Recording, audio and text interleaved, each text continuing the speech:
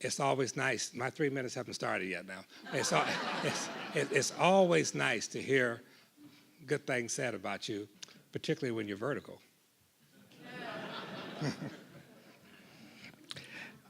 Took a minute for that to soak in. Let me acknowledge the governor of our great state, Governor Rauner, and Illinois' First Lady, Diana Rauner. I also want to congratulate the other 6 laureates.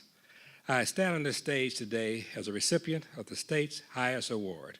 My path getting here has gone through many loving and supportive people. Let me begin by recognizing my mother, who taught me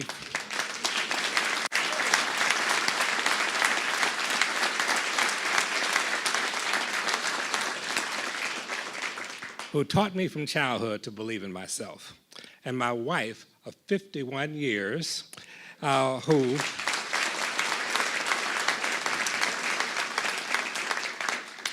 who has reinforced the best in me and helped me to accept and improve on the worst in me. Now, the latter is still a little bit of work in progress.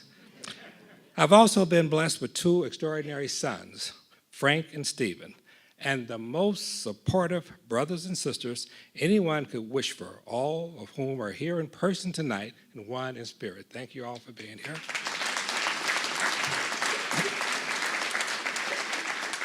There have been some notable milestones that help focus me towards what I consider my life's work. About 50 years ago, I got the opportunity to serve my country.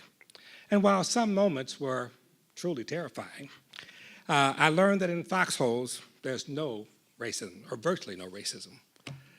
That small experience taught me to look at everyone as an individual and not to judge people based on preconceived and often negative stereotypes. I spent the bulk of my adulthood working for one company, Commonwealth Edison. My career took me from the mailroom to the boardroom. Along the way, I took every opportunity to develop future civic, social, and corporate leaders. Now, that would include 2 outstanding ladies, one that runs the company today and the recent chancellor of Chicago City Colleges. I've always tried to identify and mentor non-traditional leaders. This often meant women and people of color. I made sure they got a chance to succeed or not. And in my experience, most exceeded expectations. Like other honorees tonight, I have strong involvement with civic and social organizations, some of which impact the lives of our most vulnerable people. That is, minority boys and girls and the elderly. I also try to do all that I can to increase opportunities for economic development and business growth in the African American community. And I'd like to thank even throughout the greater Chicago area. This will continue to be a major focus for the balance of my life. My primary concern today, however, is education. As president of the Chicago Board of Education, I have an even deeper appreciation for all that is the Chicago Public Schools. Its mission, the Chicago Public Schools, its mission embodies the spirit of the Order of Lincoln, that is, for the betterment of humanity. CPS is the 3rd largest school district in the nation, serving 381,000 students in over 650 schools. The schools reflect Chicago's diversity. Our students are 47% Hispanic, 39% African American, and 14% Caucasian and Asian. 80% of our students are low income.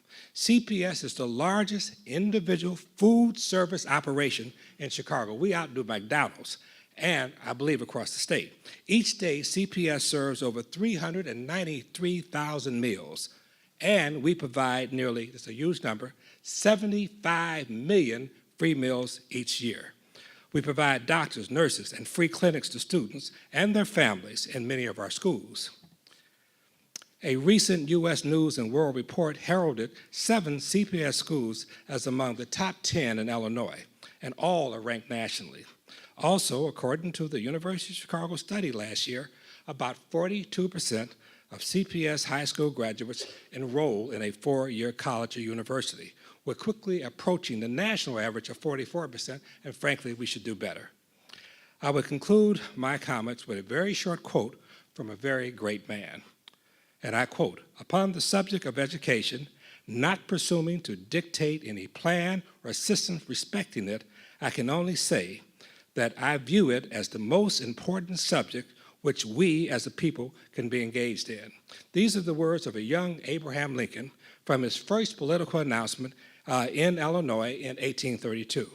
It is an honor to receive an award bearing his name and from the state I love. I'll do all I can to live up to it. Thank you so much.